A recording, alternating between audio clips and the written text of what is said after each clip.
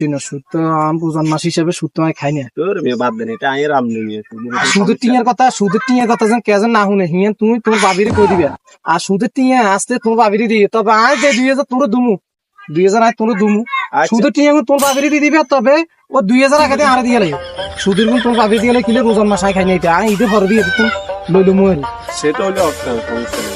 আচ্ছা ঠিক আছে, কে আসায় কেজন না শুনে ডুনে, কেজন না শুনে ডুনে কি ও গাছে আমরা কি এর আলোচনা করে ও সবা কোন মিত্র নাইলা না আমরা এখানে ওই সোয়াগে ধরনা এতে আতুন কিছু 3 মাসে হালাত চাইছি, তো এটা দুমু গেছে, এটা তো সমস্যা নাই।